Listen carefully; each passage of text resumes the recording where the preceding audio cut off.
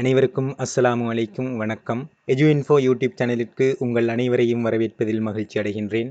பாடசாலை மாணவர்களுக்கு பாடசாலை உபகரணங்களை கொள்வனவு செய்வதற்காக கல்வி அமைச்சினால் ஏற்பாடு செய்யப்பட்டிருந்த ரூபா 6000 பெறுமதியான வவுச்சர்கள் 2025ஆம் ஆண்டு பிப்ரவரி மாதம் 5ஆம் திகதி முதல் பொருட்களை கொள்வனவு செய்வதற்காக வழங்கப்பட உள்ளது. எனவே அது தொடர்பான தகவல்களையும் அதற்காக வியாபார நிலையங்களை எவ்வாறு பதிவு செய்வது என்பது தொடர்பான தகவல்களையும் இந்த வீடியோவில் உங்களுக்காக வழங்குகின்றேன். வீடியோவிற்குள் செல்வதற்கு முன்னர் இதுவரை எமது சேனலை சப்ஸ்கிரைப் பண்ணாதவர்கள் இதுபோன்ற தகவல்களை தொடர்ச்சியாக பெற்றுக்கொள்வதற்காக இந்த வீடியோவை லைக் பண்ணிட்டு அருகிலுள்ள பெல் ஐக்கனை கிளிக் செய்து சப்ஸ்கிரைப் பண்ணிக்கொள்ளுங்கள். பொருட்களை கொள்வனவு செய்வதற்கான 3 படிமுறைகளை நாங்கள் பார்வையிடலாம். முதலாவது ஆன்லைனில் பதிவு செய்தல், அதேபோன்று QR கோட்டை பெறுதல், QR கோட்டை பெற்ற பின்னர் பொருட்களை கொள்வனவு செய்தல். இது தொடர்பான தகவல்களை முதலில் பார்க்கலாம். ஆன்லைனில் பதிவு செய்யும் செயற்பாடானது ஏற்கனவே பாடசாலை அதிபர்களினால் பதிவு செய்து நிறைவடைந்து விட்டது. 2025 ஜனவரி 27ஆம் திகதியுடன் பதிவு செய்யும் செயற்பாடுகள் நிறைவடைந்து விட்டது. இதற்கான QR கோட் அடங்கிய வவுச்சரினை பாடசாலைகளில் நீங்கள் பெற்றுக்கொள்ள முடியும். பாடசாலையில் நீங்கள் QR கோட் அடங்கிய வவுச்சரினை பெற்றுக்கொள்ளும் போது அந்த வவுச்சரின் பின்புறத்தில் உள்ள தகவல்கள் சரியாக நிரப்பப்பட்டுள்ளதா என்பதையும் அதிபரின் உத்தியோகபூர்வ முத்திரை இடப்பட்டுள்ளதா என்பதையும் சரிபார்த்து கொள்ளுங்கள். வவுச்சரின் மாதிரி ஒன்று தற்போது திரையில் காண்பிக்கப்படுகின்றது. இது போன்ற ஒரு வவுச்சர் தான் உங்களுக்கு வழங்கப்படும். இது முன்புறமாக இருக்கும், இடது பக்கம் இருப்பது, வலது பக்கம் இருப்பது அதன் பின்புறமாக இருக்கும். பின்புறம் உங்களது தகவல்கள் இருக்கும். அந்த தகவல்களை சரியாக பார்த்து அதிபரின் பதவி முத்திரை இடப்பட்டுள்ளதா என்பதையும் பார்த்து மாணவர்கள் அல்லது பெற்றோர்கள் அதனை பெற்றுக்கொள்ள வேண்டும். இந்த வவுச்சர் செல்லுபடியாகும் காலம் 2025 2ஆம் மாதம், அதாவது எதிர்வரும் பிப்ரவரி மாதம் 5ஆம் திகதி தொடக்கம் மார்ச் மாதம் 15ஆம் திகதி வரையாகும். எனவே அந்த காலப்பகுதிக்குள் இந்த வவுச்சரினை நீங்கள் பதிவு செய்யப்பட்ட கடைகளில் கொடுத்து உங்களுக்கான பொருட்களை நீங்கள் கொள்வனவு செய்து கொள்ள முடியும். 6000 ரூபாய் பெறுமதியான வவுச்சர் உங்களுக்கு வழங்கப்படும். 6000 ரூபாய் வரையிலான பொருட்களை உங்களுக்கு கொள்வனவு செய்யக்கூடியதாக இருக்கும். 2025 பிப்ரவரி 5ஆம் தேதியிலிருந்து நீங்கள் பொருட்களை கொள்வனவு செய்ய வேண்டும் என அறிவிக்கப்பட்டுள்ளதால் உங்களுக்கான வவுச்சர்கள் அதற்கு முன்னதாக பாடசாலைகளில் விநியோகிப்பதற்காக நடவடிக்கை எடுக்கப்படும். அதனை உரிய காலத்தில் பாடசாலை மூலம் உங்களுக்கு அறிய தருவார்கள். நீங்கள் பாடசாலைக்கு சென்று அதனை பெற்றுக்கொள்ள முடியும். அடுத்தது, பொருட்களை கொள்வனவு செய்வதற்காக நீங்கள் உங்களுக்கு வழங்கப்பட்ட வவுச்சரில் QR கோட் பொறியிடப்பட்டிருக்கும். அந்த வவுச்சரினை நீங்கள் கடையில் கொடுத்து நீங்கள் பொருட்களை கொள்வனவு செய்யலாம். அதனுடன் உங்களது தேசிய அடையாள அட்டையையும் நீங்கள் கொண்டு செல்ல வேண்டும். உங்களது வவுச்சரில் உள்ள QR கோட் மற்றும் தேசிய அடையாள அட்டையை ஸ்கேன் செய்வதன் மூலமே உங்களுக்கான பொருட்களை வழங்கக்கூடியதாக ஏற்பாடு செய்யப்பட்டுள்ளது. எனவே நீங்கள் கடைகளில் பொருட்களை கொள்வனவு செய்ய செல்லும் போது உங்களது வவுச்சர்களையும் உங்களது அடையாள அட்டைகளையும் யாரின் பெயரில் நீங்கள் பெற்றோர் அல்லது பாதுகாவலராக வழங்கி பாடசாலைகளில் மாணவர்களின் தகவல்களை உள்ளீடு செய்தீர்களோ அந்த பெற்றோர் அல்லது பாதுகாவலர் உங்களது அடையாள அட்டையை கொண்டு செல்வது கட்டாயமானதாகும். இது ஏற்கனவே ஒரு தடவையிலேயே கொள்வனவு செய்யப்பட வேண்டும் என அறிவுறுத்தப்பட்டிருந்த போதிலும் தற்பொழுது ஒன்றுக்கும் மேற்பட்ட தடவைகளும் நீங்கள் கொள்வனவு செய்யலாம் என அறிவுறுத்தல் வழங்கப்பட்டுள்ளது. அதாவது 6000 ரூபாய் பெறுமதியான பொருட்களை கொள்வனவு செய்யும் போது நீங்கள் 2 கட்டமாகவோ அல்லது 3 கட்டமாகவோ நீங்கள் பொருட்களை கொள்வனவு செய்து கொள்ளலாம். ஒரு தடவை போய் 1000 ரூபாய்க்கு நீங்கள் கொள்வனவு செய்துட்டு மீதியை நீங்கள் திரும்பவும் கொள்வனவு செய்யக்கூடிய மாதிரி ஏற்பாடு செய்யப்பட்டுள்ளது. உச்சத்தொகை 6000 ரூபாய்க்குள்ளேயே நீங்கள் ஒரு மாணவருக்கான கொள்வனவை பெற்றுக்கொள்ளலாம். அடுத்ததாக, இந்த பாடசாலை உபகரண பொருட்களை பதிவு செய்யப்பட்ட வியாபார நிலையங்களிலே பெற்றுக்கொள்ளலாம். எனவே வியாபார நிலையங்களை பதிவு செய்வது எவ்வாறு என்று பார்க்கலாம். வியாபார நிலையங்களை பதிவு செய்வதற்காக வியாபார நிலைய பொறுப்பாளர்கள் வியாபாரிகளுக்கு கல்வி அமைச்சு தனியான அறிவுறுத்தல்களை வழங்கியுள்ளது. அதன்படி ஒரு வியாபார நிலையத்தை நீங்கள் பதிவு செய்ய வேண்டுமானால் நீங்கள் பதிவு செய்வது நீங்களாகவே உங்களது ஆண்ட்ராய்டு போனில் நீங்கள் பதிவு செய்து கொள்ள முடியும். வியாபாரிகள் உங்களது வியாபார நிலையங்களை பதிவு செய்வதற்காக வியாபார நிலையத்தின் பெயர், வியாபார நிலைய முகவரி, வியாபார நிலையம் அமைந்துள்ள மாவட்டம், அதே போன்று பிரதேச செயலக பிரிவு, கிராம சேவையாளர் பிரிவு என்பவற்றை வழங்க வேண்டியிருக்கும். அடுத்தது, வவுச்சர்களுக்கான கொடுப்பனவை வியாபாரிகளுக்கு வழங்குவதற்காக உங்களது வங்கி கணக்கு விவரங்களை நீங்கள் வழங்க வேண்டியிருக்கும். அதில் வங்கியின் பெயர், கிளை, எந்த கிளையில் நீங்கள் கணக்கு வைத்திருக்கிறீர்கள் என்பது தொடர்பான விவரம், அதே போன்று உங்களது கணக்கு யார் பெயரில் உள்ளதோ பெயர் முழுமையாக, அதே போன்று கணக்கு இலக்கம், உங்களது வங்கி புத்தகத்தின் முன்பக்கம் போன்றவை தெளிவாக இருக்கும் வகையில் இத்தகவல்களை சேகரித்துக் கொள்ளுங்கள். இந்த தகவல்களை வழங்குவதன் மூலம் நீங்கள் உங்களது வியாபார நிலையங்களை உங்களது கையடக்க தொலைபேசியினூடாகவே கல்வி அமைச்சில் பதிவு செய்து கொள்ள முடியும். இக்கொடுப்பனவு தொடர்பாக வியாபாரிகளுக்கு வேறு விசாரணைகள், சந்தேகங்கள் இருந்தால் அதனை தீர்த்து கொள்ளக்கூடிய வகையில் தொலைபேசி இலக்கம் வழங்கப்பட்டுள்ளது. 011227852263 என்ற தொலைபேசி இலக்கத்துக்கு நீங்கள் அழைப்பை மேற்கொண்டு உங்களது சந்தேகங்களை, உங்களது பிரச்சினைகளை நீங்கள் தீர்த்து கொள்ள இயலும். அது தொடர்பான விசாரணைகளை நீங்கள் மேற்கொள்ள முடியும். வியாபார நிலையங்களை பதிவு செய்வதற்காக நீங்கள் உங்களது ஆண்ட்ராய்ட் கையடக்க தொலைபேசியில் கூகுள் பிளே ஸ்டோரில் சென்று சிஷ்யாதார மர்ச்சன்ட் எனும் கூகுள் ஆப்பை நீங்கள் டவுன்லோட் செய்து கொள்ள வேண்டும். நீங்கள் கூகுள் பிளே ஸ்டோரில் சிஷ்யாதார என்று டைப் பண்ணாலே போதும் இந்த ஆப் உங்களுக்கு காண்பிக்கப்படும். இதனை நீங்கள் டவுன்லோட் செய்து கொள்ளுங்கள். டவுன்லோட் செய்த பின்னர் உங்களது தகவல்களை பதிவிட்டு நீங்கள் அதில் ரெஜிஸ்டர் பண்ணி கொள்ளேலும். அது எவ்வாறு என்று சொல்லி பார்க்கலாம். வணிக உரிமையாளர்களினால் மாணவர் உதவித்தொகை ஆண்ட்ராய்ட் செயலியில் பதிவு செய்யும் போது வணிகச் சான்றிதழ் மற்றும் வங்கிக் கணக்கு விவரங்களுடன் தெளிவான புகைப்படத்தை பதிவேற்றுவது கட்டாயமானதாகும் என்று அறிவுறுத்தல் வழங்கப்பட்டுள்ளது.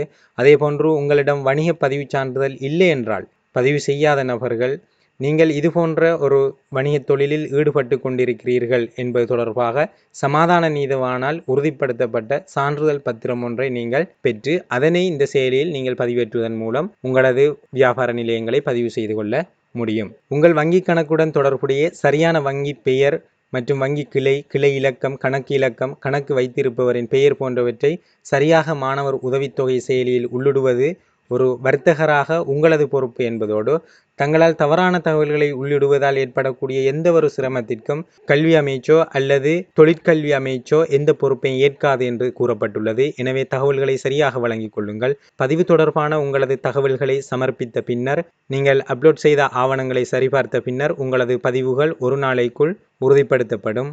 பதிவு செய்யப்பட்ட வியாபார முகவர்கள் மாணவர் உதவித்தொகை ஆண்ட்ராய்ட் செயலி மூலம் மட்டுமே வவுச்சர்களில் உள்ள QR குறியீட்டை ஸ்கேன் செய்வதன் மூலம் அதற்கான பொருட்களை நீங்கள் வழங்க முடியும். சரியான முறையில் இந்த சிஷ்யாதார ஆண்ட்ராய்ட் செயலி மூலம் ஸ்கேன் செய்யப்படாத வவுச்சர்களுக்காக எழுதுபொருட்கள் விற்பனை செய்திருப்பின் அவற்றிற்கான கட்டணம் செலுத்தப்பட மாட்டாது என்றும் கூறப்பட்டுள்ளது.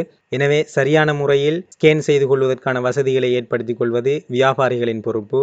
இந்த சிஷ்யாதார ஆண்ட்ராய்ட் ஆப்பில் ஸ்கேன் செய்யப்பட்ட வவுச்சர்களுக்கான கொடுப்பனவுகள் மாத்திரமே உங்களுக்கு வழங்கப்படும். அதற்கான பொருட்களை நீங்கள் வழங்க முடியும். எனவே அதற்கான கொடுப்பனவுகள் உங்களுக்கு 2 வாரங்களுக்கு ஒரு தடவை நீங்கள் இந்த ஆப்பில் வழங்கிய உங்களது அக்கவுண்ட் நம்பருக்கு அந்த கொடுப்பனவு வைப்பிலிடப்படும். நீங்கள் ஒரு பதிவு செய்யப்பட்ட வியாபாரி என்பதை அனைவரும் அறிந்து கொள்ளும் வகையில் ஒரு அறிவித்தல் ஒன்றை உங்களது வியாபார நிலையத்தில் நீங்கள் காட்சிப்படுத்த வேண்டும். இந்த வவுச்சரின் செல்லுபடியாகும் காலம் 2025ஆம் ஆண்டு பிப்ரவரி மாதம் 5ஆம் திகதி தொடக்கம் 2025 மார்ச் மாதம் 15ஆம் திகதி வரை ஆகும். எனவே இந்த காலத்திற்கு பின்னர் நீங்கள் இதற்கான பொருட்களை வழங்க முடியாது. அவ்வாறு வழங்கினாலும் அதற்கான கொடுப்பனவை உங்களுக்கு கல்வி அமைச்சு வழங்காது என்பதை தெளிவாக குறிப்பிட்டுள்ளது. வியாபார நிலையங்களை பதிவு செய்வதற்காக நீங்கள் இந்த சிஷ்யாதார மர்ச்சன்ட் எனும் ஆப்பை டவுன்லோட் செய்த பின்னர் உங்களது தொலைபேசியில் அந்த ஆப்பை நீங்கள் ஓபன் செய்தால் இவ்வாறு உங்களுக்கு உங்களது தொலைபேசியில் காண்பிக்கப்படும். இதில் உங்களது மொழியை நீங்கள் தெரிவு செய்து கொள்ளுங்கள். ஆங்கிலம், சிங்களம், தமிழ் ஆகிய 3 மொழிகளிலும் இந்த ஆப்பை பயன்படுத்தக்கூடியவாறு செய்யப்பட்டுள்ளது. இதில் உங்களது மொழியை தெரிவு செய்து கொள்ள வேண்டும் முதலாவது. இரண்டாவதாக நீங்கள் இந்த ஆப்பில் இந்த ரெஜிஸ்டர் என்பதை கிளிக் செய்ய வேண்டும்.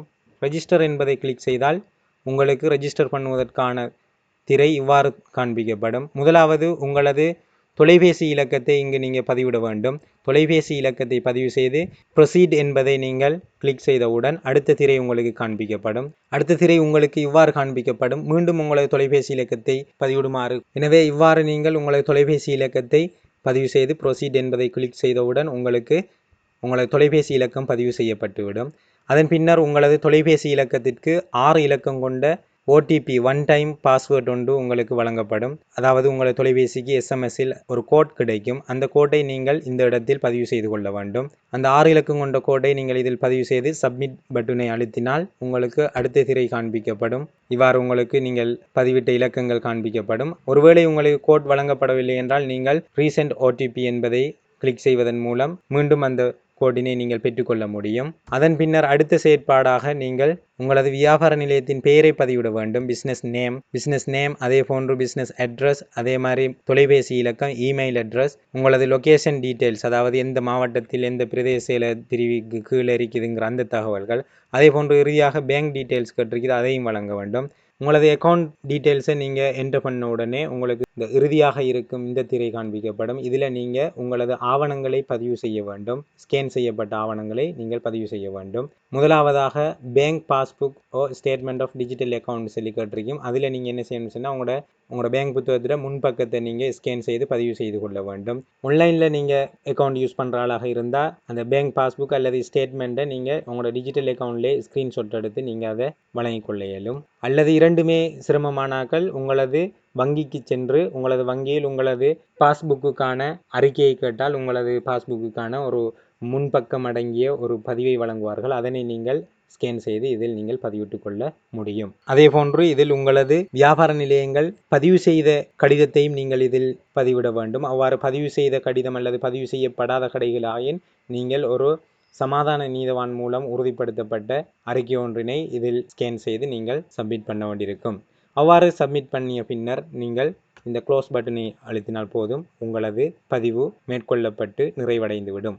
இவ்வாறு நீங்கள் அனைத்தையும் உள்ளீடு செய்து சப்மிட் பொத்தானை அழுத்திய பின்னர் உங்களுக்கு திரையில் இவ்வாறு காண்பிக்கப்படும். அதாவது நீங்கள் வழங்கிய தகவல்கள் உங்களுக்கு காண்பிக்கப்படும். இதை நீங்கள் திருத்திக் கொள்ள முடியும். ஏதாவது பிழையாக வழங்கியிருப்பின் இந்த பெக் பட்டனை நீங்கள் அழுத்துவதன் மூலம் அதனை நீங்கள் திருத்திக் கொள்ள முடியும். அல்லது அனைத்தும் சரியாக இருப்பின் நீங்கள் கன்ஃபார்ம் எனும் பட்டனை அழுத்துவதன் மூலம் உங்களுக்கு we have received your information எனும் இப்படியான தகவல் ஒன்று காண்பிக்கப்படும். இவ்வாறு காண்பிக்கப்பட்டால் உங்களது வியாபார நிலையம் பதிவு செய்யப்பட்டு விட்டது. க்ளோஸ் அண்ட் எக்ஸிட் என்பதை கொடுத்து நீங்கள் வெளியேறிக்கொள்ள முடியும். இவ்வாறு உங்களது வியாபார நிலையங்களை பதிவு செய்த பின்னர் மாணவர்களுக்கு வழங்கப்படும் வவுச்சர்களில் உள்ள QR கோட்டினை உங்களது ஆப்பில் ஸ்கேன் செய்வதன் மூலமும் மாணவர்களின் பெற்றோரின் அல்லது பாதுகாவலரின் அடையாள அட்டையை ஸ்கேன் செய்து பதிவேற்றம் செய்வதன் மூலமுமே நீங்கள் மாணவர்களுக்கான பொருட்களை விநியோகம் செய்ய முடியும். அதனூடாகவே உங்களுக்கு அதற்கான கொடுப்பனவு வியாபாரிகளுக்கு வழங்கப்படும். அதற்காக நீங்கள் உங்களது ஆப்பில் ஒவ்வொரு மாணவர்களையும் பதிவு செய்யும் போது நீங்கள் லொகின் செய்து அதில் அந்த மாணவர்களது QR கோட்டையும் NICயையும் ஸ்கேன் செய்து பதிவு செய்ய முடியும். மாணவர்களின் வவுச்சர்களில் உள்ள QR கோட்டினை எவ்வாறு ஸ்கேன் செய்வது, NICயை எவ்வாறு ஸ்கேன் செய்வது, அதனூடாக பணத்தை பெற்றுக்கொள்வதற்கு நாங்கள் இந்த செயல்முறையை செய்வதற்காக மீண்டும் எவ்வாறு லொகின் பண்ணிக்கொள்வது என்பது தொடர்பான அனைத்து தகவல்களையும் அடுத்த வீடியோவில் எதிர்பாருங்கள். இது தொடர்பாக அடுத்தடுத்து வரும் அப்டேட் தகவல்களை அடுத்த வீடியோக்களில் பதிவிடுகிறேன். இதுபோன்ற தகவல்களை தொடர்ச்சியாக பார்வையிடுவதற்காக எமது சேனலை சப்ஸ்கிரைப் பண்ணிக்கொள்ளுங்கள். நன்றி.